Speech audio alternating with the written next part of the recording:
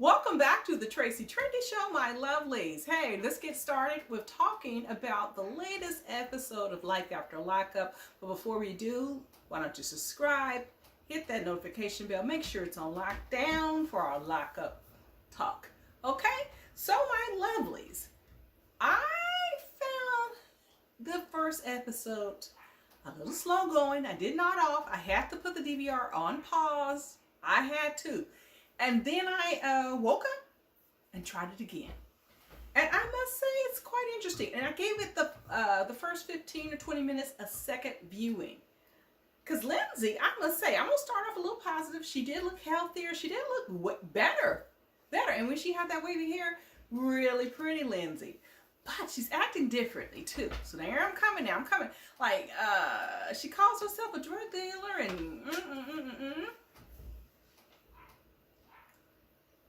As she get that Chris money, she actually said on TV she got her money from drug dealing. And she has warrants out for her arrest. But I'm like, Lindsay, you want to stay out of jail? Or do you want the little check that WeTV give you? Now, I know it might be substantially more than what you originally got, but nothing, no check is big enough to put you back in the slammer. At least for me, it's not worth it. And, and some people are wondering, why did she go see Miley Grace first? I'm assuming Miley Grace was in school. It was the daytime when she got released. Oh, it's hot in here. So that is what I'm assuming. So I guess her friend has nothing other to do to drive her around, and they go around. He picks her up from the jail. Then he takes her to a job interview. Then she gets this call about her friend TC. Her friend TC has been locked up, and she's instantly whips out the bail money because, as I said, she's, well, that's what she said. This is her drug money, and she's kept it. And I'm like, why are you trying to get TC out? Why don't you just go to your interview first? TC can cool his heels a little bit while you do your interview. You look great. I'm sure you're going to land this interview. And then you handle your TC case. I'm not sure TC would do the same for you if he's just whining out of prison. It's the first thought on his hand is going to be Lindsay. I don't know. Then she calls Deontay, and Dante is all shocked and everything. They'll show too much of Deontay. Now, Deontay, I know you said this is legit.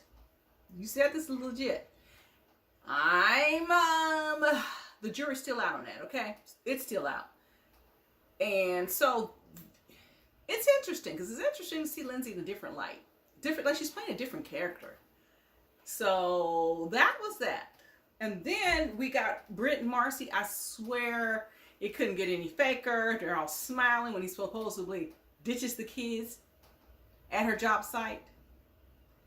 I just thought that was kind of suspect. Okay, keep your little grins together. Stay on script and follow your lines, Brittany and Marcy. I am not believing any of this, and neither are the fans, so I will not discuss the fakery. I will be moving right along. Taylor and Chance is just... Taylor, you better follow your sister's advice, your twin sister's advice. The timeline on this whole scenario with Chance moving in is 1 month. Within 1 month, he proposes to you, and he's trying to push out your sister. What is the urgency in all of this? Is he scared? Like, he seems really like he's compressing his anger. He's just holding it in because the cameras are there. And I don't trust him for a bit. And why is he so concerned about the oldest girl, having her own room? Why don't you speak up? You simply don't speak up in the bedroom, because you know what happened in there. You just sent you to the ER. I am going to be done with this couple. They kind of like make me feel uneasy. So I will move it along. Chaz and Bronwyn just looked like she was floating in the clouds. Let me just say that. She was floating in the clouds. High. That's what it seemed like the whole time.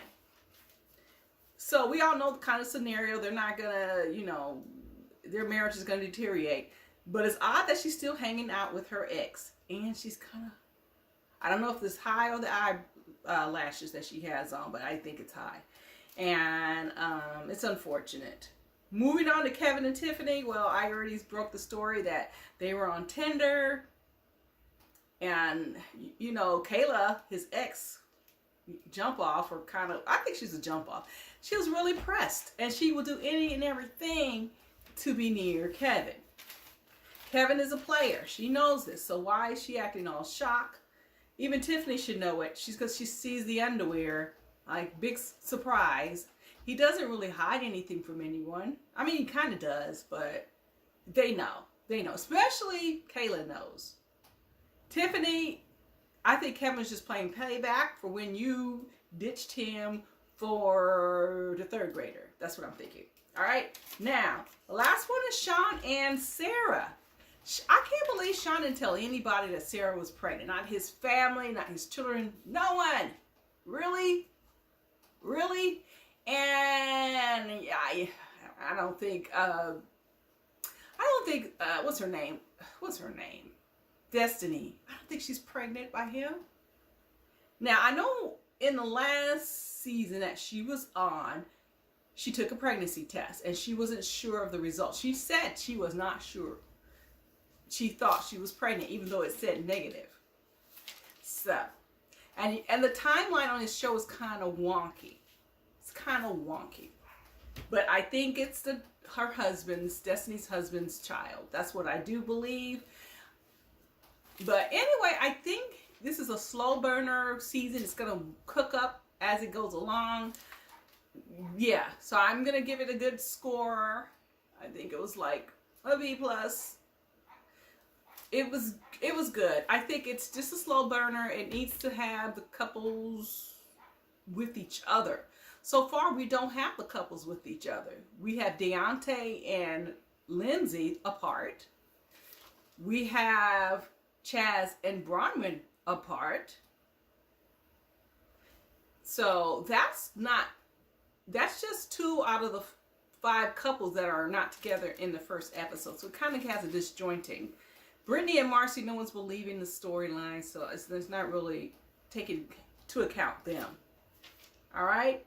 So, and Kevin and Tiffany, they're not really, she seems like she was there because he punched out the third grader. So, it's interesting for now. But I can't wait for the season to cook up a little more, so I'm going to hang in there and watch, and that's about it. That's my take on it. It's just a slow burner episode. I was somewhat shocked. I thought Lindsay looked great. Her hair, everything. But that she seemed like she had a different character. But I don't understand what her urgency, why it was so needed for her to get TC out so soon. Why couldn't it wait till this 15-20 minute interview is over? Couldn't get it. And why is she still hanging out with, or at least in contact with the people that are ex-felons pretty much. And that's probably why the reason her mom doesn't want her, didn't pick her up. She didn't want any of that. Of course, that's what Lindsay said. So, looking at Lindsay's Instagram, her and Miley Grace seem to be the perfect picture of a mother and daughter situation. So, hopefully Lindsay, and Lindsay's going to church, you guys. Lindsay is going to church. She's uploaded some church lives, on Instagram. So we will see. It's time, and consistency is what's going to get her out of that. And a need and a desire to stop doing what she's doing or was doing. All right, my lovies, I'm going to end it right here. You know what you can do. You know what we do. We make sure we support. We drop lines down below. And we subscribe. All right, I'll catch you all on the flip side, my lovelies.